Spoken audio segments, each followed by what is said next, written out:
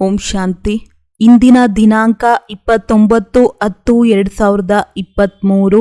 ಅವ್ಯಕ್ತ BapDada revise 27/2/96. ಸತ್ಯತೆಯ foundation ಪವಿತ್ರತೆಯಾಗಿದೆ ಹಾಗೂ ಸತ್ಯತೆಯ ಚಿಹ್ನೆ ನಡವಳಿಕೆ ಹಾಗೂ ಚೆಹರೆಯಲ್ಲಿ ದಿವ್ಯತೆ ಆಗಿದೆ. ಇಂದು ಸತ್ಯ ತಂದೆ, ಸತ್ಯ ಶಿಕ್ಷಕ, ಸದ್ಗುರುವು ನನ್ನ 4 ಕಡೆಯ ಸತ್ಯತೆಯ ಶಕ್ತಿ ಸ್ವರೂಪ ಮಕ್ಕಳನ್ನು ನೋಡುತ್ತಾ ಇದ್ದಾರೆ. ಸತ್ಯತೆಯ ಫೌಂಡೇಶನ್ ಪವಿತ್ರತೆಯಾಗಿದೆ ಹಾಗೂ ಸತ್ಯತೆಯ ಪ್ರತ್ಯಕ್ಷ ಪ್ರಮಾಣವು ಏನಾಗಿದೆ ಎಂದರೆ ಚೆಹರೆಯಲ್ಲಿ ಹಾಗೂ ನಡವಳಿಕೆಯಲ್ಲಿ ದಿವ್ಯತೆಯ ಇರುವುದು. ಪ್ರಪಂಚದಲ್ಲಿಯೂ ಅನೇಕ ಆತ್ಮರು ತಮ್ಮನ್ನು ಸತ್ಯವಾದಿ ಎಂದು ಹೇಳಿಕೊಳ್ಳುತ್ತಾರೆ ಅಥವಾ ತಿಳಿದುಕೊಂಡಿದ್ದಾರೆ. ಆದರೆ ಸಂಪೂರ್ಣ ಸತ್ಯತೆಯು ಪವಿತ್ರತೆಯ ಆಧಾರವನ್ನು ಅವಲಂಬಿಸಿರುತ್ತದೆ. ಪವಿತ್ರತೆಯೇ ಇಲ್ಲದಿದ್ದರೆ ಸದಾ ಸತ್ಯತೆಯೂ ಇರುವುದು ಸಾಧ್ಯವಾಗುವುದಿಲ್ಲ. ಆದ್ದರಿಂದ ನಿಮ್ಮೆಲ್ಲರ ಫೌಂಡೇಶನ್ ಏನಾಗಿದೆ? ಪವಿತ್ರತೆಯಾಗಿದೆ. ಹೀಗೆ ಪವಿತ್ರತೆಯ ಆಧಾರದಿಂದ ಸತ್ಯತೆಯ ಸ್ವರೂಪವು ಸ್ವತಃವಾಗಿ ಹಾಗೂ ಸದಾ ಇರುತ್ತದೆ. ಸತ್ಯತೆ ಎಂದರೆ ಕೇವಲ ಸತ್ಯವನ್ನು ಹೇಳುವುದು, ಸತ್ಯವಾದುದನ್ನು ಮಾಡುವುದಕ್ಕೆ ಹೇಳುವುದಿಲ್ಲ. ಆದರೆ ಎಲ್ಲಕ್ಕಿಂತಲೂ ಮೊದಲನೆಯ ಸತ್ಯ ಯಾವುದರಿಂದ ನಿಮಗೆ ಪವಿತ್ರತೆಯ ಅಥವಾ ಸತ್ಯತೆಯ ಶಕ್ತಿಯು ಬಂದಿತೋ ಅದು. ಹೀಗೆ ಮೊದಲನೆಯ ವಿಚಾರವು ನಿಮ್ಮ ಸತ್ಯ ಸ್ವರೂಪವನ್ನು ತಿಳಿದುಕೊಂಡಿದ್ದು ನಾನು. ಮೊದಲನೆಯ ವಿಚಾರವು ನಿಮ್ಮ ಸತ್ಯ ಸ್ವರೂಪವನ್ನು ತಿಳಿದುಕೊಂಡಿದ್ದು ನಾನು ಆತ್ಮನಾಗಿದ್ದೇನೆ ಎನ್ನುವ ಸತ್ಯ ಸ್ವರೂಪವನ್ನು ಮುಂಚೆ ತಿಳಿದುಕೊಂಡಿರಲಿಲ್ಲ. ಆದರೆ ಮೊದಲನೆಯ ಸತ್ಯ ನಿಮ್ಮ ಸ್ವರೂಪವನ್ನು ತಿಳಿದುಕೊಂಡಿರಿ. ನಾನು ಇಂಥವನಾಗಿದ್ದೇನೆ, ಇಂಥವಳಾಗಿದ್ದೇನೆ ಎನ್ನುವ ದೇಹದ ಗಣನೆಯಿಂದ ಅದು ಸತ್ಯ ಸ್ವರೂಪವಾಗಿತ್ತೇನು? ಸತ್ಯ ಸ್ವರೂಪವು ಮೊದಲು ಸ್ವಸ್ವರೂಪವಾಗಿದೆ ಹಾಗೂ ಅನಂತರ ತಂದೆಯ ಸತ್ಯ ಪರಿಚಯವನ್ನು ತಿಳಿದುಕೊಂಡಿರಿ. ನಿಮ್ಮ ಸತ್ಯ ಸ್ವರೂಪವನ್ನು ಹಾಗೂ ತಂದೆಯ ಸತ್ಯ ಪರಿಚಯವನ್ನು ಚೆನ್ನಾಗಿ ತಿಳಿದುಕೊಂಡು ಬಿಟ್ಟಿದ್ದೀರಾ. ಮೂರನೆಯ ವಿಚಾರ, ಈ ಸೃಷ್ಟಿ ಚಕ್ರವನ್ನು ಸಹ ಸತ್ಯ ಸ್ವರೂಪದಿಂದ ತಿಳಿದುಕೊಂಡಿರಿ. ಈ ಚಕ್ರವು ಏನಾಗಿದೆ ಹಾಗೂ ಇದರಲ್ಲಿ ನನ್ನ ಪಾತ್ರವು ಏನಾಗಿದೆ ಎಂದು ನಿಮ್ಮ ಪಾತ್ರವನ್ನು ಚೆನ್ನಾಗಿ ಸ್ಪಷ್ಟ ರೂಪದಿಂದ ತಿಳಿದುಕೊಂಡು ಬಿಟ್ಟಿರಿ. ನಿಮ್ಮ ಪಾತ್ರವನ್ನು ತಿಳಿದುಕೊಂಡಿರಾ? ನಿಮ್ಮ ಪಾತ್ರವು ಉತ್ತಮವಾಗಿದೆಯಲ್ಲವೇ? ಎಲ್ಲಕ್ಕಿಂತಲೂ ಉತ್ತಮವಾದ ಪಾತ್ರವು ಸಂಗಮ ಯುಗದ್ದಾಗಿದೆ ಎಂದು ಹೇಳಬಹುದು. ಆದರೆ ನಿಮ್ಮ ದೇವ ಆತ್ಮನ ಪಾತ್ರವೂ ಸಹ ವಿಶ್ವದಲ್ಲಿ ಇಡೀ ಚಕ್ರದಲ್ಲಿ ಬರುವ ಆತ್ಮರಿಗಿಂತಲೂ ಶ್ರೇಷ್ಠವಾಗಿದೆ. ಧರ್ಮಸ್ಥಾಪಕ ಆತ್ಮರು, ಮಹಾನ್ ಆತ್ಮರೂ ಸಹ ಪಾತ್ರವನ್ನು ಅಭಿನಯಿಸುತ್ತಾರೆ. ಆದರೆ ಅವರು ಆತ್ಮ ಹಾಗೂ ಶರೀರ ಎರಡರಿಂದಲೂ ಪವಿತ್ರರಾಗಿರುವುದಿಲ್ಲ. ಆದರೆ ನೀವು ದೇವಾತ್ಮರು ಶರೀರ ಹಾಗೂ ಆತ್ಮ ಎರಡರಿಂದಲೂ ಪವಿತ್ರರಾಗಿರುತ್ತೀರಿ. ಇಡೀ ಕಲ್ಪದಲ್ಲಿ ಅನ್ಯ ಯಾವ ಆತ್ಮರು ಹೀಗೆ ಶರೀರ ಹಾಗೂ ಆತ್ಮ ಎರಡರಿಂದಲೂ ಪವಿತ್ರರಾಗಿರುವುದಿಲ್ಲ. ಹೀಗೆ ಪವಿತ್ರತೆಯ ಫೌಂಡೇಶನ್ ನಿಮ್ಮ ಹೊರತು ಅನ್ಯ ಯಾವ ಆತ್ಮರು ಹೀಗೆ ಶರೀರ ಹಾಗೂ ಆತ್ಮ ಎರಡರಿಂದಲೂ ಪವಿತ್ರರಾಗಿರುವುದಿಲ್ಲ. ಹೀಗೆ ಪವಿತ್ರತೆಯ ಫೌಂಡೇಶನ್ ನಿಮ್ಮ ಹೊರತು ಅನ್ಯ ಯಾವ ಆತ್ಮನದ್ದು ಶ್ರೇಷ್ಠವಾಗಿಲ್ಲ. ದೇವ ಆತ್ಮನ ಪಾತ್ರವು ನಿಮಗೆ ನೆನಪಿದೆಯೇ? ಪಾಂಡವರಿಗೆ ನೆನಪಿದೆಯೇ? ದೇವ ಆತ್ಮನ ಪವಿತ್ರತೆಯು ಸ್ವಾಭಾವಿಕ ರೂಪದಲ್ಲಿ ಇರುತ್ತದೆ. ಮಹಾನ್ ಆತ್ಮರು ಆತ್ಮರನ್ನು ತುಂಬ ಪುರುಷಾರ್ಥದಿಂದ ಪವಿತ್ರ ಮಾಡುತ್ತಾರೆ. ಸ್ವಾಭಾವಿಕವಾಗಿ ಅಲ್ಲ. ಸ್ವಾಭಾವಿಕವಾಗಿಯೂ ಪವಿತ್ರತೆ ಇರುವುದಿಲ್ಲ, ಸ್ವಭಾವ ರೂಪದಲ್ಲಿಯೂ ಇರುವುದಿಲ್ಲ. ಆದರೆ ನಿಮ್ಮದು ಅರ್ಧಕಲ್ಪ ಪವಿತ್ರತೆಯ ಜೀವನ ಸ್ವಾಭಾವಿಕವಾಗಿಯೂ ಇರುತ್ತದೆ ಹಾಗೂ ಸ್ವಭಾವವು ಪವಿತ್ರವಾಗಿರುತ್ತದೆ. ಅಲ್ಲಿ ಯಾವ ಪುರುಷಾರ್ಥವೂ ಇರುವುದಿಲ್ಲ. ಇಲ್ಲಿಯ ಪುರುಷಾರ್ಥವು ಅಲ್ಲಿ ಸ್ವಾಭಾವಿಕವಾಗಿ ಬಿಡುತ್ತದೆ, ಏಕೆಂದರೆ ಅಲ್ಲಿ ಅಪವಿತ್ರತೆಯ ಹೆಸರು ಕುರುಹು ಇರುವುದಿಲ್ಲ. ಅಪವಿತ್ರತೆಯೂ ಇರುತ್ತದೆ ಎನ್ನುವುದು ಅಲ್ಲೇ ಗೊತ್ತೇ ಇರುವುದಿಲ್ಲ. ಆದ್ದರಿಂದ ನಿಮ್ಮ ಪವಿತ್ರತೆಯ ಪ್ರತ್ಯಕ್ಷ ಸ್ವರೂಪವು ದೇವತಾ ಅರ್ಥಾತ್ ದಿವ್ಯತೆಯಾಗಿದೆ. ಈ ಸಮಯದಲ್ಲಿ ಪ್ರಪಂಚದ ಮನುಷ್ಯರು ತಮ್ಮನ್ನು ಎಷ್ಟೇ ಸತ್ಯವಂತರೆಂದು ತಿಳಿದುಕೊಂಡರೂ ಸಹ ಸ್ವ ಆತ್ಮಸ್ವರೂಪದ ಸತ್ಯತೆಯನ್ನೇ ಅರಿತುಕೊಂಡಿಲ್ಲ, ತಂದೆಯ ಸತ್ಯ ಪರಿಚಯವನ್ನೇ ತಿಳಿದುಕೊಂಡಿಲ್ಲ. ಆದ್ದರಿಂದ ಸಂಪೂರ್ಣ ಸತ್ಯ ಸ್ವರೂಪ ಎಂದು ಹೇಳುವುದಿಲ್ಲ. ನಿಮ್ಮಲ್ಲಿಯೂ ಸಹ ಸತ್ಯತೆಯ ಶಕ್ತಿಯು ಯಾವಾಗ ಸದಾ ಇರುತ್ತದೆ ಎಂದರೆ ಯಾವಾಗ ನಿಮ್ಮ ಹಾಗೂ ತಂದೆಯ ಸತ್ಯ ಸ್ವರೂಪದ ಸ್ಮೃತಿಯು ಇರುವುದೋ ಆಗ ಸ್ವತಃವಾಗಿಯೇ ನಿಮ್ಮ ಪ್ರತಿಯೊಂದು ಸಂಕಲ್ಪವೂ ಸಹ ಸತ್ಯವಾಗಿರುವುದು. ಈಗ ಯಾವಾಗಲಾದರೂ ಮರೆತು ಬಿಡುತ್ತೀರಿ. ದೇಹಾಭಿಮಾನದಲ್ಲಿ ಬಂದು ಬಿಡುವುದರಿಂದ ಸಂಕಲ್ಪವು ಏನು ಸದಾ ಸತ್ಯತೆಯ ಶಕ್ತಿಶಾಲಿ ಆಗಿರಬೇಕೋ, ಪವಿತ್ರತೆಯು ಶಕ್ತಿಶಾಲಿಯಾಗಿರಬೇಕೋ ಅದು ಸದಾ ಇರುವುದಿಲ್ಲ. ಸದಾ ಇರುತ್ತದೆಯೋ ಅಥವಾ ವ್ಯರ್ಥವೋ ಆಗುತ್ತದೆಯೋ? ವ್ಯರ್ಥವಾದುದನ್ನು ಸತ್ಯವಾದುದೆಂದು ಕರೆಯುತ್ತಾರೇನೋ? ಕರೆಯುವುದಿಲ್ಲವೇ? ಅಸತ್ಯವನ್ನಂತೂ ನುಡಿಯಲೇ ಇಲ್ಲವಾದ್ದರಿಂದ ಏಕೆ ಸತ್ಯವಲ್ಲ? ನಾನು ಎಂದು ಸುಳ್ಳು ಹೇಳುವುದಿಲ್ಲ, ಸದಾ ಸತ್ಯವನ್ನು ಹೇಳುತ್ತೇನೆಂದು ಒಂದು ವೇಳೆ ಯಾರಾದರೂ ತಿಳಿದುಕೊಂಡಿದ್ದರೆ ಸತ್ಯತೆಯ ಕುರುಹು ಏನಾಗಿದೆ ಎಂದರೆ ಸಂಕಲ್ಪ, ನುಡಿ, ಕರ್ಮ, ಸಂಬಂಧ, ಸಂಪರ್ಕ ಎಲ್ಲದರಲ್ಲಿಯೂ ದಿವ್ಯತೆಯು ಅನುಭವವಾಗುವುದು. ಸತ್ಯವನ್ನು ಹೇಳುತ್ತಿದ್ದರೂ ದಿವ್ಯತೆ ಇರುವುದಿಲ್ಲ. ನಾನು ಸತ್ಯವನ್ನು ಹೇಳುತ್ತೇನೆ, ನಾನು ಸತ್ಯವನ್ನು ಹೇಳುತ್ತೇನೆ, ನಾನು ಸದಾ ಸತ್ಯವಂತೆಯಾಗಿದ್ದೇನೆ ಎಂದು ಅನೇಕರು ಪದೇ ಪದೇ ಹೇಳುವುದನ್ನು ನೀವು ನೋಡಬಹುದು. ಆದರೆ ನುಡಿಯಲ್ಲಿ, ಕರ್ಮದಲ್ಲಿ ಒಂದು ವೇಳೆ ದಿವ್ಯತೆ ಇಲ್ಲದಿದ್ದರೆ ಅನ್ಯರಿಗೆ ನಿಮ್ಮ ಸತ್ಯವು ಸತ್ಯವೆನಿಸುವುದಿಲ್ಲ. ಇವರು ತಾವು ಹೇಳುವುದನ್ನು ಸತ್ಯವೆಂದು ಸಿದ್ಧ ಮಾಡುತ್ತಿದ್ದಾರೆಂದೇ ತಿಳಿದುಕೊಳ್ಳುತ್ತಾರೆ. ಆದರೆ ಇದು ಸತ್ಯವಾಗಿದೆ ಎಂದು ಅವರಿಗೆ ಮನವರಿಕೆಯಾಗುವುದಿಲ್ಲ. ಸತ್ಯವನ್ನು ಸಿದ್ಧ ಮಾಡುವ ಸಲುವಾಗಿ ಅದನ್ನು ಸ್ಪಷ್ಟೀಕರಿಸುವ ಅವಶ್ಯಕತೆ ಇರುವುದಿಲ್ಲ.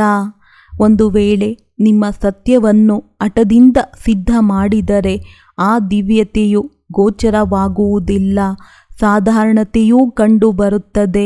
ಇದನ್ನು ಪ್ರಪಂಚದಲ್ಲಿ ಜನರು ಮಾಡುತ್ತಾರೆ. ಆದರೆ ಬಾಪ್ ದಾದಾರವರು ಸತ್ಯದ ಚಿಹ್ನೆಯನ್ನು ಒಂದು ಸ್ಲೋಗನ್ನಲ್ಲಿ ಹೇಳುತ್ತಾರೆ. ಸಾಕಾರ ಬ್ರಹ್ಮರ ಮೂಲಕವೂ ಹೇಳಿದ್ದೀರಿ. ಯಾರು ಸತ್ಯವಂತರಾಗಿರುತ್ತಾರೋ ಅವರು ಹೇಗೆ ಕಂಡುಬರುವರು? ಸಚ್ ತೋ ಬಿಟೋ ನಚ್. ಸತ್ಯವನ್ನು ಹೇಳುವವರ ಮನಸ್ಸು, ಬುದ್ಧಿಯು ಆನಂದದಲ್ಲಿ ನರ್ತನ ಮಾಡುತ್ತದೆ. ಖುಷಿಯಲ್ಲಿ ಜೀವನದ ಹಗಲು ಅಥವಾ ರಾತ್ರಿಯು ತುಂಬ ಚೆನ್ನಾಗಿದೆ ಎನಿಸುತ್ತದೆ. ಆದರೆ ಸತ್ಯದಲ್ಲಿ ಅಲ್ಪ ಸ್ವಲ್ಪವಾದರೂ ಅಸತ್ಯವು ಬೆರಕೆ ಇದ್ದರೆ ಆ ಸಮಯದ ಜೀವನವು ಅಷ್ಟು ಚೆನ್ನಾಗಿದೆ ಎನಿಸುವುದಿಲ್ಲ. ಸತ್ಯತೆಯ ಅರ್ಥವೇ ಏನಾಗಿದೆ ಎಂದರೆ ಸತ್ಯ ಸ್ವರೂಪದಲ್ಲಿ ಸ್ಥಿತರಾಗಿ ಸಂಕಲ್ಪವನ್ನಾಗಲಿ, ಮಾತನ್ನಾಗಲಿ, ಕರ್ಮವನ್ನಾಗಲಿ ಮಾಡಿರಿ. ಈಗಿನ ಸಮಯದಲ್ಲಿ ಪ್ರಪಂಚದ ಜನರಂತೂ ಸ್ಪಷ್ಟವಾಗಿ ಏನು ಹೇಳುತ್ತಾರೆಂದರೆ ಈಗಿನ ಕಾಲದಲ್ಲಿ ಸತ್ಯವಂತರಾದ ಜನರು ಜೀವನ ನಡೆಸುವುದೇ ಕಷ್ಟವೆಂದು, ಸುಳ್ಳು ಹೇಳಲೇ ಬೇಕಾಗುತ್ತದೆ ಎಂದು ಹೇಳುತ್ತಾರೆ.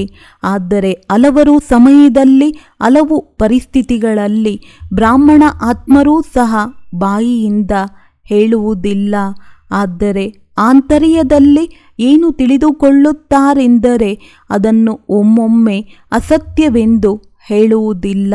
ಆದರೆ ಚಾತುರ್ಯದಿಂದ ನಡೆದುಕೊಳ್ಳಬೇಕಾಗುತ್ತದೆ ಎಂದು. ಚಾತುರ್ಯವು ಏನಾಗಿದೆ? ಇದನ್ನಂತೂ ಮಾಡಲೇಬೇಕಾಗುತ್ತದೆ. ಇದನ್ನು ಸ್ಪಷ್ಟವಾಗಿ ಹೇಳುತ್ತಾರೆ. ಹಾಗೂ ಬ್ರಾಹ್ಮಣರು ರಾಯಲ್ ಭಾಷೆಯಲ್ಲಿ ಮಾತನಾಡುತ್ತಾರೆ. ಆಮೇಲೆ ಏನು ಹೇಳುತ್ತಾರೆಂದರೆ ನನ್ನ ಭಾವವು ಇದಾಗಿರಲಿಲ್ಲ, ಈ ಭಾವನೆಯೂ ಇರಲಿಲ್ಲ, ಭಾವವೂ ಇರಲಿಲ್ಲ. ಆದರೆ ಮಾಡಲೇಬೇಕಾಗುತ್ತದೆ, ನಡೆದುಕೊಳ್ಳಲೇಬೇಕಾಗುತ್ತದೆ ಎಂದು ಹೇಳುತ್ತಾರೆ. ಆದರೆ ಬ್ರಹ್ಮ ಬಾಬಾರವರನ್ನು ನೋಡಿದ್ದೀರಿ, ಸಾಕಾರ ಆಗಿದ್ದರಲ್ಲವೇ? ತಂದೆಯ ಬಗೆಯಂತೂ ನೀವು ಏನು ಯೋಚಿಸುತ್ತೀರಿ? ಶಿವ ತಂದೆಯಂತೂ ನಿರಾಕಾರ ಆಗಿದ್ದಾರೆ, ಮೇಲೆ ಮೋಜಿನಲ್ಲಿ ಕುಳಿತುಕೊಂಡಿದ್ದಾರೆ. ಅವರು ಕೆಳಗೆ ಬಂದರೆ ಏನು ಪರಿಸ್ಥಿತಿ ಇದೆಯೆಂದು ಅವರಿಗೆ ಗೊತ್ತಾಗುತ್ತದೆ ಎಂದು ಯೋಚಿಸುತ್ತೀರಿ. ಆದರೆ ಬ್ರಹ್ಮ ಬಾಬಾರವರಂತೂ ಸಾಕಾರ ಸ್ವರೂಪದಲ್ಲಿ ನಿಮ್ಮೆಲ್ಲರ ಜೊತೆಯಲ್ಲಿಯೇ ಇದ್ದರು, ವಿದ್ಯಾರ್ಥಿಯಾಗಿಯೂ ಇದ್ದರು. ಹಾಗೂ ಅವರಿಗೆ ಸತ್ಯತೆಯ ಸಲುವಾಗಿ, ಪವಿತ್ರತೆಯ ಸಲುವಾಗಿ ಎಷ್ಟು ವಿರೋಧ ಪ್ರತಿಭಟನೆಯನ್ನು ಎದುರಿಸಬೇಕಾಯಿತು. ಆದರೆ ಅವರು ಚಾತುರ್ಯದಿಂದ ನಡೆದುಕೊಂಡರೇನೋ? ಪವಿತ್ರವಾಗಿರಲೇಬೇಕೆಂದು ನೀವು ಹೀಗೆ ನೇರವಾಗಿ ಹೇಳಬೇಡಿರಿ, ಸ್ವಲ್ಪ ಸ್ವಲ್ಪ ಇರಿ ಎಂದು ಹೇಳಿರಿ ಎಂಬುದಾಗಿ ಅವರಿಗೆ ಜನರು ಎಷ್ಟು ಸಲಹೆಯನ್ನು ನೀಡಿದರು. ಆದರೆ ಬ್ರಹ್ಮ ಬಾಬಾರವರು ಗಾಬರಿಯಾದರೇನು? ಸತ್ಯತೆಯ ಶಕ್ತಿಯನ್ನು ಧಾರಣೆ ಮಾಡುವುದರಲ್ಲಿ ಸಹನ ಶಕ್ತಿಯದು ಅವಶ್ಯಕತೆ ಇದೆ. ಸಹನೆ ಮಾಡಬೇಕಾಗುತ್ತದೆ, ಮಣಿಯೂ ಬೇಕಾಗುತ್ತದೆ, ಸೋಲು ಒಪ್ಪಿಕೊಳ್ಳಬೇಕಾಗುತ್ತದೆ. ಆದರೆ ಅದು ಸೋಲಲ್ಲ. ಆ ಸಮಯದಲ್ಲಿ ಸೋಲೆಂದು ಅನಿಸಬಹುದು, ಆದರೆ ಅದು ಸದಾಕಾಲ ವಿಜಯವಾಗಿದೆ. ಸತ್ಯತೆಯ ಶಕ್ತಿಯಿಂದ ಈ ದಿನ ಡೈಮಂಡ್ ಜೂಬ್ಲಿಯನ್ನು ಆಚರಣೆ ಮಾಡುತ್ತಿದ್ದೇವೆ. ಒಂದು ವೇಳೆ ಪವಿತ್ರತೆ ಹಾಗೂ ಸತ್ಯತೆಯೂ ಇಲ್ಲದಿದ್ದರೆ ಇಂದು ನಿಮ್ಮ ಚೆಹರೆಯಿಂದ, ಚಲನೆಯಿಂದ ಬರುವವರಿಗೆ ಏನು ದಿವ್ಯತೆಯು ಅನುಭವವಾಗುತ್ತದೆಯೋ ಅದು ಆಗುತ್ತಿರಲಿಲ್ಲ. ಪ್ಯಾದೆಯೇ ಆಗಿರಬಹುದು. ನಂಬರ್ ವಾರ್ ಅಂತೂ ಇದ್ದಾರಲ್ಲವೇ? ಮಹಾರಥಿಗಳು ಇದ್ದಾರೆ, ಹೆಸರಿಗೆ ಮಾತ್ರ ಮಹಾರಥಿಯಲ್ಲ. ಆದರೆ ಯಾರು ಸತ್ಯವಾದ ಮಹಾರಥಿಯಾಗಿದ್ದಾರೋ, ಅರ್ಥಾತ್ ಸತ್ಯತೆಯು ಶಕ್ತಿಯಿಂದ ನಡೆಯುವವರಾಗಿದ್ದಾರೋ ಆ ಮಹಾರಥಿಯಾಗಿದ್ದಾರೆ. ಪರಿಸ್ಥಿತಿಯನ್ನು ನೋಡಿ ಅಲ್ಪ ಸ್ವಲ್ಪವಾದರೂ ಸತ್ಯತೆಯಿಂದ ದೂರ ಸರಿದರೆ ಅದು ಸಂಪೂರ್ಣ ಸತ್ಯತೆಯಲ್ಲ. ಉದಾಹರಣೆಗಾಗಿ ಬೇರೆ ಏನೂ ಮಾಡಲಿಲ್ಲ, ಒಂದೆರಡು ಶಬ್ದಗಳನ್ನು ಹೀಗೆ ತೋರಿಕೆಗಾಗಿ ಹೇಳಿಬಿಟ್ಟೆನು, ಮನಪೂರ್ವಕವಾಗಿ ಹೇಳಲಿಲ್ಲ ಎಂದು ಒಬ್ಬೊಬ್ಬರು ಹೇಳುತ್ತಾರೆ. ಅದು ಸಂಪೂರ್ಣ ಸತ್ಯತೆಯಾಗಲಿಲ್ಲ. ಸತ್ಯತೆಯ ಸಲುವಾಗಿ ಒಂದು ವೇಳೆ ಸಹನೆಯನ್ನು ಮಾಡಬೇಕಾದರೆ ಅದು ಸಹನೆ ಎಲ್ಲ. ಬಾಹ್ಯದಿಂದ ನಾನು ಸಹನೆ ಮಾಡುತ್ತಾ ಇದ್ದೇನೆಂದೆನಿಸುತ್ತದೆ, ಆದರೆ ನಿಮ್ಮ ಖಾತೆಯಲ್ಲಿ ಅದು ಸಹನ ಶಕ್ತಿಯ ರೂಪದಲ್ಲಿ ಜಮಾ ಆಗುತ್ತದೆ. ಇಲ್ಲದಿದ್ದರೆ ಏನಾಗುತ್ತದೆ ಎಂದರೆ, ಒಂದು ವೇಳೆ ಯಾರಾದರೂ ಸಹನೆ ಮಾಡುವುದರಲ್ಲಿ ಅತ್ಯಲ್ಪವೇ ದುರ್ಬಲರಾಗಿ ಬಿಟ್ಟರು, ಅಸತ್ಯದ ಆಧಾರವನ್ನು ಅವಶ್ಯವಾಗಿ ತೆಗೆದುಕೊಳ್ಳಬೇಕಾಗುತ್ತದೆ. ಆ ಸಮಯದಲ್ಲಿ ಹೇಗೆ ಅನಿಸುತ್ತದೆ ಎಂದರೆ, ಆಧಾರವು ಸಿಕ್ಕಿಬಿಟ್ಟಿತು, ಸರಿಯಾಗಿ ಬಿಟ್ಟಿತು ಎಂದು. ಆದರೆ ಅವರ ಖಾತೆಯಲ್ಲಿ ಸಹನ ಶಕ್ತಿಯು ಜಮಾ ಆಗುವುದಿಲ್ಲ. ನಾನು ತುಂಬ ಚೆನ್ನಾಗಿ ನಡೆದುಕೊಳ್ಳುತ್ತೇನೆ, ನನಗೆ ನಡೆದುಕೊಳ್ಳುವ ಚಾತುರ್ಯವು ಬಂದು ಬಿಟ್ಟಿದೆ ಎಂದು ಬಾಹ್ಯದಿಂದ ತಿಳಿದುಕೊಳ್ಳುತ್ತಾರೆ. ಆದರೆ ಒಂದು ವೇಳೆ ತಮ್ಮ ಖಾತೆಯನ್ನು ನೋಡಿಕೊಂಡರೆ ಜಮಾದ ಖಾತೆಯು ತುಂಬ ಕಡಿಮೆ ಇರುವುದು. ಆದ್ದರಿಂದ ಚಾತುರ್ಯದಿಂದ ನಡೆದುಕೊಳ್ಳಬೇಡಿರಿ. ಒಬ್ಬರನ್ನೊಬ್ಬರು ನೋಡಿಯೂ ಅನುಕರಣೆ ಮಾಡುತ್ತಾರೆ. ಇವರು ಹೀಗೆ ಚತುರತೆಯಿಂದ ನಡೆದುಕೊಳ್ಳುವುದರಿಂದ ಇವರ ಹೆಸರು ತುಂಬ ಪ್ರಖ್ಯಾತವಾಗಿ ಬಿಟ್ಟಿದೆ. ಇವರು ತುಂಬ ಮುಂದೆ ಬಂದು ಬಿಟ್ಟಿದ್ದಾರೆ. ಆದರೆ ನಾನು ಸತ್ಯವಂತನಾಗಿ ನಡೆದುಕೊಳ್ಳುವುದರಿಂದ ಹಿಂದೆಯೇ ಉಳಿದು ಬಿಟ್ಟಿದ್ದೇನೆ ಎಂದು ಹಲವರು ತಿಳಿದುಕೊಳ್ಳುತ್ತಾರೆ. ಮುನ್ನಡೆಯುವುದಾಗಿದೆ, ಆದರೆ ಅದು ಹಿಂದೆ ಉಳಿಯುವುದಲ್ಲ. ತಂದೆಯ ಮುಂದೆ ನೀವು ಮುನ್ನಡೆಯುತ್ತೀರಿ, ಆದರೆ ಅನ್ಯರ ಮುಂದೆ ನೀವು ಹಿಂದುಳಿದಿರುವಂತೆ ಕಂಡುಬಂದರೂ ಸಹ ನಿಮಗೆ ಯಾರಿಂದ ಕಾರ್ಯವಿದೆ? ಆತ್ಮರೊಂದಿಗೋ ಯಾರೊಂದಿಗೆ ಕಾರ್ಯವಿದೆ? ತಂದೆಯೊಂದಿಗೋ. ಆದ್ದರಿಂದ ತಂದೆಯ ಹೃದಯದಲ್ಲಿ ಮುನ್ನಡೆಯುವುದು ಅರ್ಥಾತ್ ಇಡೀ ಕಲ್ಪದ ಪ್ರಾರಬ್ಧದಲ್ಲಿ ಮುಂದೆ ಹೋಗುವುದಾಗಿದೆ. ಹಾಗೂ ಒಂದು ವೇಳೆ ಇಲ್ಲಿ ಮುನ್ನಡೆಯುವುದರಲ್ಲಿ ಆತ್ಮರನ್ನು ಅನುಕರಣೆ ಮಾಡಬಹುದು. ಅದರಿಂದ ಆ ಸಮಯದಲ್ಲಿ ನಿಮ್ಮ ಹೆಸರನ್ನು ಪ್ರಶಂಸೆ ಮಾಡಬಹುದು, ಕೀರ್ತಿಯೂ ದೊರೆಯುತ್ತದೆ. ಭಾಷಣ ಮಾಡುವವರ ಪಟ್ಟಿಯಲ್ಲಿ ಬರುತ್ತೀರಿ, ಸೇವಾ ಕೇಂದ್ರದ ಜವಾಬ್ದಾರಿ ನಿರ್ವಹಿಸುವವರ ಪಟ್ಟಿಯಲ್ಲಿ ಬರುತ್ತೀರಿ. ಆದರೆ ಈ ಸಮಯದವರೆಗೆ ಇಡೀ ಕಲ್ಪದ ಪ್ರಾರಬ್ಧವು ರೂಪುಗೊಳ್ಳುವುದಿಲ್ಲ. ಅದನ್ನು ಬಾಪ್ತಾದಾರವರು ಏನೆಂದು ಕರೆಯುತ್ತೇವೆಂದರೆ, ಶ್ರಮಪಟ್ಟಿರಿ, ಬೀಜ ಬಿತ್ತಿದ್ದೀರಿ, ವೃಕ್ಷವನ್ನು ಬೆಳೆಸಿದ್ದೀರಿ, ವೃಕ್ಷವು ಫಲವನ್ನು ಬಿಟ್ಟಿತು, ಆದರೆ ಕಚ್ಚಾ ಫಲ ತಿಂದು ಬಿಟ್ಟಿರಿ. ಸದಾ ಕಾಲದವರೆಗೆ ಪ್ರಾರಬ್ಧದ ಫಲವು ಸಮಾಪ್ತಿಯಾಗಿ ಬಿಡುತ್ತದೆ. ಆದ್ದರಿಂದ ಅಲ್ಪಕಾಲದ ಕೀರ್ತಿ ಗೌರವ ಹೆಸರಿನ ಸಲುವಾಗಿ ಅನ್ಯರನ್ನು ಕಾಪಿ ಅನುಕರಣೆ ಮಾಡಬೇಡಿರಿ. ಇಲ್ಲಿ ನಿಮಗೆ ಹೆಸರು ಬರಲಿಲ್ಲ, ಆದರೆ ತಂದೆಯ ಹೃದಯದಲ್ಲಿ ನಿಮ್ಮ ಹೆಸರು ಮುಂದೆ ಇದೆ. ಆದ್ದರಿಂದ ಡೈಮಂಡ್ ಆಗಬೇಕೆಂದಿದ್ದರೆ ಇದೆಲ್ಲವನ್ನು ಪರಿಶೀಲನೆ ಚೆಕಿಂಗ್ ಮಾಡಿರಿ. ಸ್ವಲ್ಪವೂ ರಾಯಲ್ ರೂಪದ ದೋಷವು ವಜ್ರದಲ್ಲಿ ಅಡಗಿಲ್ಲ ತಾನೆ.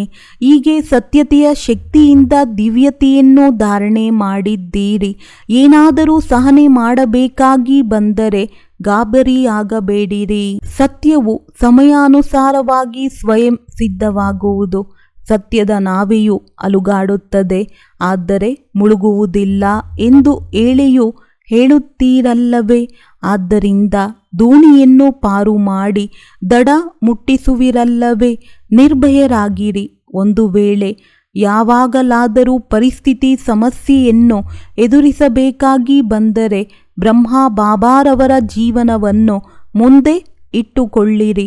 ಬ್ರಹ್ಮ ಬಾಬಾರವರ ಮುಂದೆ ಪ್ರಪಂಚದ ಪರಿಸ್ಥಿತಿಗಳಂತೂ ಇದ್ದವು, ಆದರೆ ವಿವಿಧ ಬಗೆಯ ಮಕ್ಕಳದು ಪರಿಸ್ಥಿತಿಗಳು ಇದ್ದವು.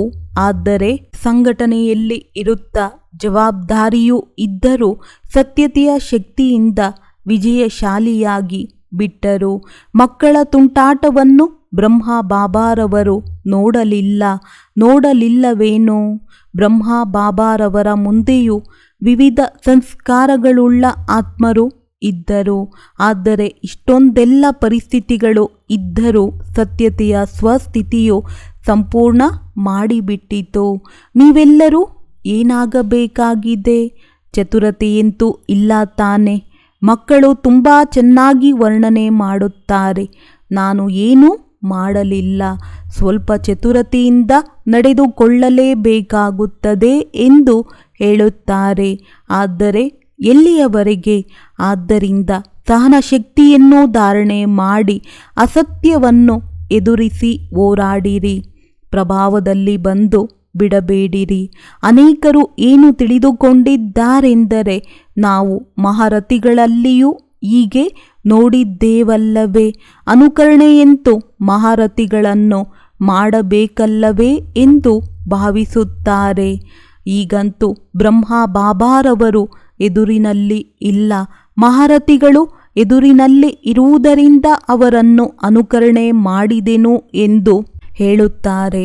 ಆದರೆ ಒಂದು ವೇಳೆ ಮಹಾರಥಿಯೂ ಸಹ ಸತ್ಯತೆಯಲ್ಲಿ ಬೆರಕೆ ಮಾಡಿದರೆ, ಚತುರತೆಯಿಂದ ನಡೆದುಕೊಂಡರೆ, ಆ ಸಮಯದಲ್ಲಿ ಮಹಾರಥಿಯು ಮಹಾರಥಿಯಲ್ಲ.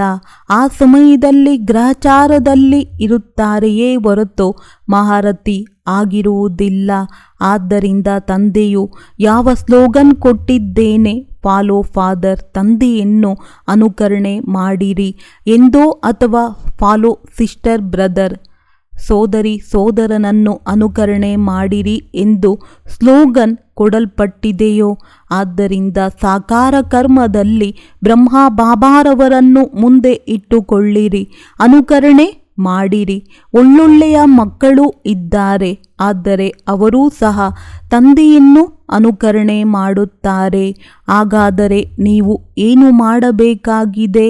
ಫಾಲೋ ಫಾದರ್, ತಂದೆಯನ್ನು ಅನುಕರಣೆ ಮಾಡುವುದೇ. ಪಕ್ಕಾ ಮಾಡಿಕೊಂಡಿದ್ದೀರಾ? ಅಥವಾ ಅಲ್ಪ ಸ್ವಲ್ಪ ಸೌಕರ್ಯವೂ ದೊರೆಯುವುದಾದರೆ ಅದನ್ನು ತೆಗೆದುಕೊಂಡು ಬಿಡೋಣ, ಭವಿಷ್ಯದಲ್ಲಿ ನೋಡಿಕೊಳ್ಳೋಣ ಎಂದು ಯೋಚಿಸುತ್ತೀರೋ? ಅನೇಕರು ಏನು ಯೋಚಿಸುತ್ತಾರೆಂದರೆ, ಸತ್ಯಯುಗದಲ್ಲಿ ಕಡಿಮೆ ಪದವಿ ಪಡೆಯಬಹುದೇನೋ, ಆದರೆ ಸುಖಿಯಂತೂ ಆಗಿಯೇ ಇರುವೆನು ಎಂದು ತಿಳಿದುಕೊಳ್ಳುತ್ತಾರೆ. ದುಃಖವಂತೂ ಇರುವುದೇ ಇಲ್ಲವೆಂದು ಭಾವಿಸುತ್ತಾರೆ. ಎಲ್ಲ ಪ್ರಾಪ್ತಿಗಳಂತೂ ಇರುವವು, ಪ್ರಜೆಯಾದರೂ ಸಹ ಅಪ್ರಾಪ್ತಿಯಂತೂ ಇರುವುದಿಲ್ಲವಾದ್ದರಿಂದ ಈಗಂತೂ ಸುಖವನ್ನು ಅನುಭವಿಸಿ ಬಿಡೋಣ, ಆಮೇಲೆ ನೋಡಿಕೊಳ್ಳೋಣ ಎಂದು ಯೋಚಿಸುತ್ತಾರೆ. ಆದರೆ ಈ ಅಲ್ಪಕಾಲದ ಮೋಜು ಶಿಕ್ಷೆಗೆ ಭಾಗಿಯನ್ನಾಗಿ ಮಾಡಿಬಿಡುವುದು. ಅದು ನಿಮಗೆ ಇಷ್ಟವಿದೆಯೇ? ಸ್ವಲ್ಪ ಶಿಕ್ಷೆಯನ್ನು ಭೋಗಿಸುವಿರಾ? ಆ ಮೋಜನ್ನು ಅನುಭವ ಮಾಡಿರುವಿರೋ ಅಥವಾ ಇಲ್ಲವೋ? ಆದ್ದರಿಂದ ಈ 3 ಶಬ್ದಗಳನ್ನು ನೆನಪಿಟ್ಟುಕೊಳ್ಳಿರಿ: ಪವಿತ್ರತೆ, ಸತ್ಯತೆ ಹಾಗೂ ದಿವ್ಯತೆ. ಸಾಧಾರಣ ನುಡಿಯಾಗಬಾರದು, ಸಾಧಾರಣ ಸಂಕಲ್ಪವಾಗಬಾರದು, ಸಾಧಾರಣ ಕರ್ಮವಾಗಬಾರದು. ಎಲ್ಲದರಲ್ಲಿಯೂ ದಿವ್ಯತೆ ಇರಬೇಕು. ದಿವ್ಯತೆಯ ಅರ್ಥವೇ ಏನಾಗಿದೆ ಎಂದರೆ, ದಿವ್ಯ ಗುಣದ ಮೂಲಕ ಕರ್ಮವನ್ನು ಮಾಡುವುದು, ಸಂಕಲ್ಪವನ್ನು ಮಾಡುವುದೇ ದಿವ್ಯತೆಯಾಗಿದೆ. ಹೇಗೆ ಪಾಪಕರ್ಮವೆಂದರೆ ಯಾವುದು ಎಂದು ಯಾರಾದರೂ ಕೇಳಿದರೆ ನೀವು ಏನು ಹೇಳುತ್ತೀರಿ? ಯಾವುದಾದರೂ ವಿಕಾರದ ವಶವಾಗಿ ಕರ್ಮ ಮಾಡುವುದೇ ಪಾಪಕರ್ಮವಾಗಿದೆ ಎಂದು ಹೇಳುತ್ತೀರಲ್ಲವೇ? ಹೀಗೆ ತಿಳಿಸಿಕೊಡುತ್ತೀರಲ್ಲವೇ? ಹಾಗೆಯೇ ದಿವ್ಯತೆ ಅರ್ಥಾತ್ ದಿವ್ಯ ಗುಣದ ಆಧಾರದಿಂದ ಸಂಕಲ್ಪ, ನುಡಿ ಹಾಗೂ ಕರ್ಮವನ್ನು ಮಾಡುವುದು. ಹೀಗೆ ಸತ್ಯತೆಯ ಮಹತ್ವವನ್ನು ಅರಿತುಕೊಂಡಿರಾ? ಡ್ರಿಲ್: 1 ಸೆಕೆಂಡಿನಲ್ಲಿ ನಿಮ್ಮನ್ನು ಅಶರೀರಿಯನ್ನಾಗಿ ಮಾಡಿಕೊಳ್ಳಬಲ್ಲಿರಾ? ಏಕೆ? ನಾನು ಅಶರೀರಿ ಆತ್ಮನಾಗಿದ್ದೇನೆ ಎನ್ನುವ ಸಂಕಲ್ಪವನ್ನು ಮಾಡುವುದಕ್ಕೆ ಎಷ್ಟು ಸಮಯ ಹಿಡಿಯುತ್ತದೆ? 1 ಸೆಕೆಂಡ್ ಹಿಡಿಯುತ್ತದೆಯಲ್ಲವೇ? ಹೀಗೆ 1 ಸೆಕೆಂಡಿನಲ್ಲಿ ಅಶರೀರಿ ಅರ್ಥಾತ್ ಶರೀರದಿಂದ ಭಿನ್ನ ಹಾಗೂ ತಂದೆಗೆ ಪ್ರಿಯರಾಗುವ ಡೀಲ್ ಇಡೀ ದಿನದಲ್ಲಿ ಮಧ್ಯೆ ಮಧ್ಯೆ ಮಾಡುತ್ತಾ ಇರಿ. ಮಾಡುವುದಂತೂ ಬರುತ್ತದೆ ಎಲ್ಲವೇ? ಹಾಗಾದರೆ ಈಗಲೇ ಎಲ್ಲರೂ 1 ಸೆಕೆಂಡಿನಲ್ಲಿ ಎಲ್ಲವನ್ನು ಮರೆತು ಒಮ್ಮೆಲೆಯೇ ಅಶರೀರಿಯಾಗಿ ಬಿಡಿ. ಬಾಪ್ ದಾದಾರವರು 5 ನಿಮಿಷ ಮಾಡಿಸಿದರು, ಒಳ್ಳೆಯದು.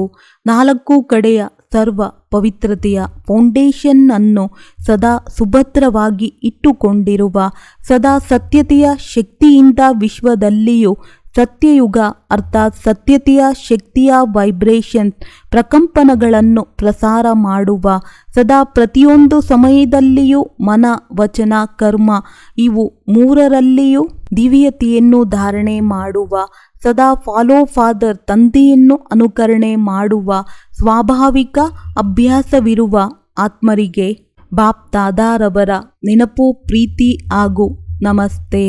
ಈ ಡ್ರಿಲ್ಲನ್ನು ದಿನದಲ್ಲಿ ಎಷ್ಟು ಅಧಿಕ ಸಲ ಮಾಡಲು ಸಾಧ್ಯವಿದೆಯೋ ಅಷ್ಟು ಮಾಡುತ್ತಾ ಇರಿ. 1 ನಿಮಿಷ ದೊರೆತರೂ ಈ ಡ್ರಿಲ್ ಮಾಡಿರಿ.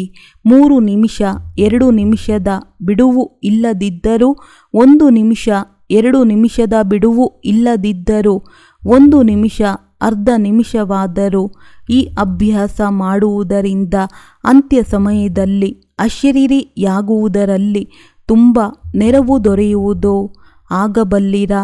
ಈಗ ಎಲ್ಲರೂ ಅಶರೀರಿಯಾದಿರೋ ಅಥವಾ ಯುದ್ಧ ಮಾಡುವುದರಲ್ಲಿ ಸಮಯವು ಕಳೆದು ಹೋಯಿತೋ? ಅಶರೀರಿಯಾದಿರಾ? ಅಥವಾ ಶ್ರಮಪಡುತ್ತಾ ಸಮಯವು ಪೂರ್ತಿಯಾಗಿ ಬಿಟ್ಟಿತೋ? 1 ಸೆಕೆಂಡಿನಲ್ಲಿ ಆಗಬಲ್ಲಿರಾ? ತುಂಬ ಕೆಲಸ ಕಾರ್ಯವಿದ್ದರೂ ಸಹ ಆಗಬಲ್ಲಿರಾ? ಕಷ್ಟವಿಲ್ಲವೇ? ಕಷ್ಟವಿದೆಯೇ? ಯುನೈಟೆಡ್ ನೇಷನ್ ಸಂಯುಕ್ತ ರಾಷ್ಟ್ರ ಸಂಸ್ಥೆ ತುಂಬ ಕಾರ್ಯ ಬಾಹುಳ್ಯದಲ್ಲಿ ಓಡಾಡುತ್ತಿರುವಾಗ ಅಶರೀರಿಯಾಗಲು ಪ್ರಯತ್ನ ಮಾಡಿದರೆ ಆಗುವುದೇನೋ? ಒಂದು ವೇಳೆ ಈ ಅಭ್ಯಾಸವನ್ನು ಸಮಯ ಪ್ರತಿ ಸಮಯ ಮಾಡುತ್ತಿದ್ದರೆ ಹೇಗೆ ಸ್ವಾಭಾವಿಕವಾಗಿ ಬಿಡುವುದೆಂದರೆ ಹೇಗೆ ದೇಹ ಅಭಿಮಾನದಲ್ಲಿ ಬರುವುದಕ್ಕೆ ಶ್ರಮ ಪಡುತ್ತೀರೇನು? ನಾನು ಇಂಥವಳಾಗಿದ್ದೇನೆ ಎಂದು ಸ್ಮೃತಿ ಸ್ವರೂಪ ಆಗಲು ಶ್ರಮ ಪಡುತ್ತೀರಾ? ಸ್ವಾಭಾವಿಕವಾಗಿದೆ. ಹಾಗೆಯೇ ಇದು ಸಹ ಸ್ವಾಭಾವಿಕ ಆಗಿಬಿಡುವುದು. ಯಾವಾಗ ಬಯಸಿದರೆ ಆಗ ಅಶರೀರಿಯಾಗಿ ಬಿಡಿ. ಯಾವಾಗ ಬೇಕೋ ಆಗ ಶರೀರದಲ್ಲಿ ಬನ್ನಿರಿ. ಕೆಲಸ ಕಾರ್ಯವಿದ್ದರೆ ಶರೀರದಲ್ಲಿ ಬನ್ನಿರಿ. ಈ ಶರೀರದ ಆಧಾರವನ್ನು ತೆಗೆದುಕೊಳ್ಳಿರಿ. ಆದರೆ ಆಧಾರವನ್ನು ತೆಗೆದುಕೊಳ್ಳುವವನು ನಾನು ಆತ್ಮನಾಗಿದ್ದೇನೆ ಎಂಬುದನ್ನು ಮರೆಯಬೇಡಿರಿ. ಮಾಡುವವನಲ್ಲ, ಮಾಡಿಸುವವನಾಗಿದ್ದೇನೆ, ಮಾಲೀಕನಾಗಿದ್ದೇನೆ ಎನ್ನುವ ಸ್ಮೃತಿ ಇರಲಿ. ಹೇಗೆ ಅನ್ಯರಿಂದ ಕೆಲಸ ಮಾಡಿಸುತ್ತೀರಲ್ಲವೇ, ಆ ಸಮಯದಲ್ಲಿ ನಿಮ್ಮನ್ನು ಕರ್ಮಚಾರಿಗಿಂತಲೂ ಬೇರೆ ಆಗಿದ್ದೇನೆ ಎಂದು ತಿಳಿದುಕೊಳ್ಳುತ್ತೀರಲ್ಲವೇ, ಹಾಗೆಯೇ ಶರೀರದಿಂದ ಕೆಲಸ ಮಾಡಿಸುತ್ತಿದ್ದರೂ ಮಾಡಿಸುವ ಆತ್ಮನು ನಾನು ಶರೀರದಿಂದ ಬೇರೆ ಆಗಿದ್ದೇನೆ ಎಂದು ತಿಳಿದುಕೊಳ್ಳಿರಿ. ಈ ಅಭ್ಯಾಸ ಮಾಡಿದರೆ ಎಂದೂ ದೇಹಾಭಿಮಾನದ ಮಾತುಗಳಲ್ಲಿ ಏರುಪೇರು ಆಗುವುದಿಲ್ಲ. ತಿಳಿಯಿತೆ? ವರದಾನ: ಸ್ನೇಹದ ಸಾಗರನಲ್ಲಿ ಸಮಾವೇಶವಾಗಿ ನನ್ನತನದ ಕೊಳಕನ್ನು ಸಮಾಪ್ತಿ ಮಾಡುವಂತಹ ಪವಿತ್ರ ಆತ್ಮಭವ. ಯಾರು ಸದಾ ಸ್ನೇಹದ ಸಾಗರನಲ್ಲಿ ಸಮಾವೇಶವಾಗಿರುತ್ತಾರೆ ಅವರಿಗೆ ಪ್ರಪಂಚದ ಯಾವುದೇ ಮಾತಿನ ಬಗ್ಗೆ ಒಳ್ಳೆಯ ಅರ್ಥ ಇರುವುದಿಲ್ಲ. ಸ್ನೇಹದಲ್ಲಿ ಸಮಾವೇಶವಾಗಿರುವ ಕಾರಣ ಅವರು ಎಲ್ಲ ಮಾತುಗಳಿಂದ ಸಹಜವಾಗಿ ದೂರವಾಗಿ ಬಿಡುವರು. ಭಕ್ತರಿಗಾಗಿ ಹೇಳುತ್ತಾರೆ, ಇವರು ಮುಳುಗಿ ಹೋಗಿರುತ್ತಾರೆ. ಆದರೆ ಮಕ್ಕಳು ಸದಾ ಪ್ರೇಮದಲ್ಲಿ ಮುಳುಗಿ ಹೋಗಿರುತ್ತಾರೆ. ಆದರೆ ಮಕ್ಕಳು ಸದಾ ಪ್ರೇಮದಲ್ಲಿ ಮುಳುಗಿ ಹೋಗಿರುತ್ತಾರೆ.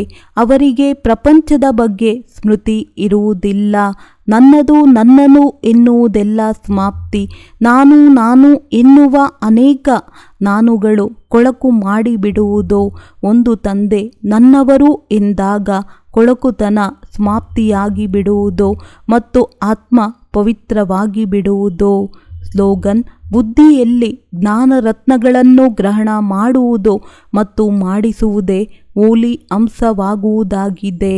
ಒಳ್ಳೆಯದು. ಓಂ ಶಾಂತಿ.